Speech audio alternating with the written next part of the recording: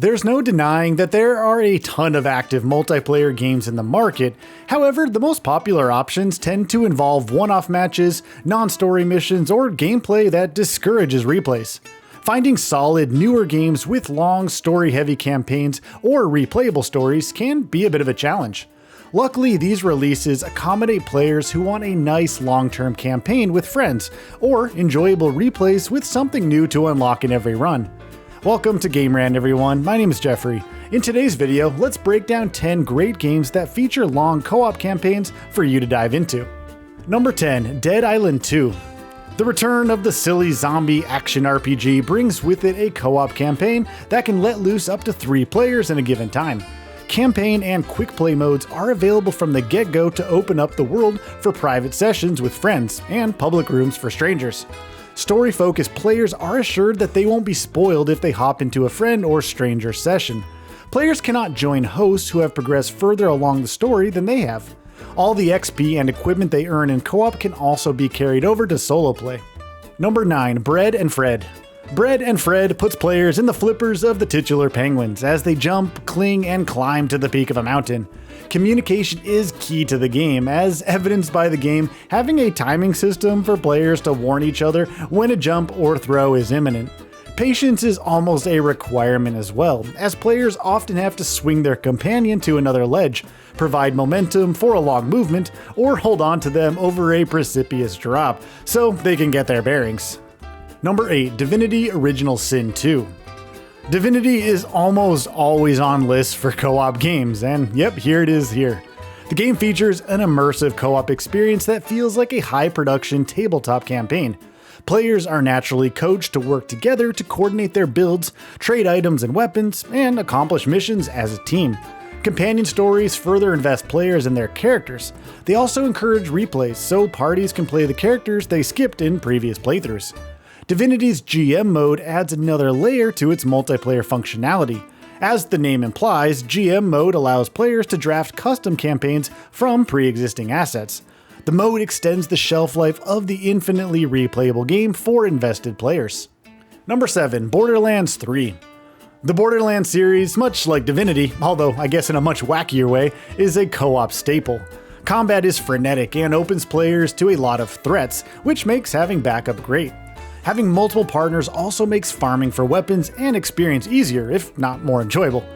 Coordinating builds and action skills adds an extra layer of cooperation. Synergizing party builds clears mobs faster and makes tough bosses less of a pain to deal with overall. Playing the game a different way or with other characters also offers a refreshing new take on familiar experiences.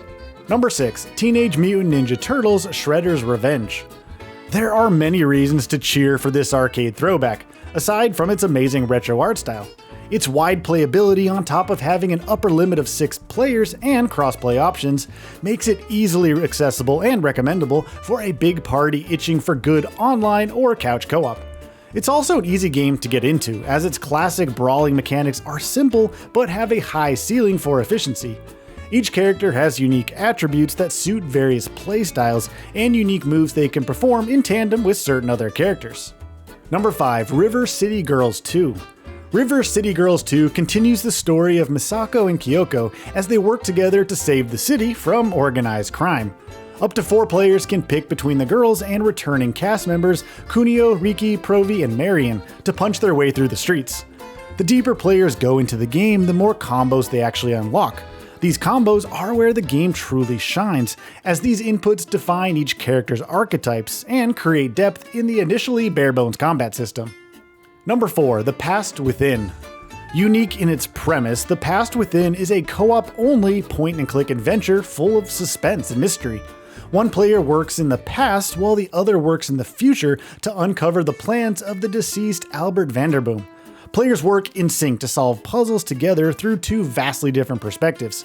And though developer Rusty Lake prescribes an average playtime of 2 hours, players can swap perspectives and solve puzzles from the other side of the timeline. They can also make use of the game's replayability feature to refresh solutions for all of its puzzles, so it definitely makes for a more lengthy co-op campaign. Number 3, Diablo 4. The sequel to the almost 30-year-old plus series allows players to couch co-op or form multiplayer parties by inviting friends through their battle tag. Crossplay and cross-progression are fully supported in all versions of the game, which means players can use their hard-trained character in a friend session. Newcomers or players with limited time can appreciate this feature, as their experienced friends can help them catch up more easily. They may also appreciate the ability to storm capstone dungeons with their friends. Clearing capstone dungeons is actually necessary to unlock higher world tiers and better endgame loot. Number 2, Baldur's Gate 3. I mean, come on, if Divinity Original Sin 2 is on this list, then of course Baldur's Gate 3 is going to be here joining the party. Larian's epic successor to the storied RPG series has a first act that takes around 30 to 40 hours, if not more, to complete. That length isn't restricted just to single-player campaigns though. Multiplayer sessions cover the same grounds as solo runs, although they can only be played on one platform. That means PC players can only form lobbies with other users on Windows, and the same goes for PS5 gamers. Despite that, Baldur's Gate 3 has multiple ways to form lobbies. Players can form friends-only and invite-only sessions, or create and join public lobbies. PC players can even expand the multiplayer limit to 16 if they install certain mods. Number 1, Trine 5: A Clockwork Conspiracy. A Clockwork Conspiracy allows up to 3 players to make their way through 2.5D puzzles, platforms, and foes in this fantasy adventure. Amadeus the Wizard, Zoya the Thief, and Pontius the Knight make their return with their stock abilities. Players can use any of the 3 to navigate 20 levels and defeat multi-phase bosses, which are actually new to the series. Local and online multiplayer are also supported on all platforms. 4-player co-op is also possible through Switch, though players will also need 4 pairs of Joy-Cons to play locally, so do keep that in mind. And there we have it, friends, 10 top-notch recent game releases to check out if you're looking for some co-op fun and a lengthy meaty campaign to go along with it. Thank you so much for watching this video from Game Rant. Have a truly wonderful and happy day. See you in the next video. Bye bye.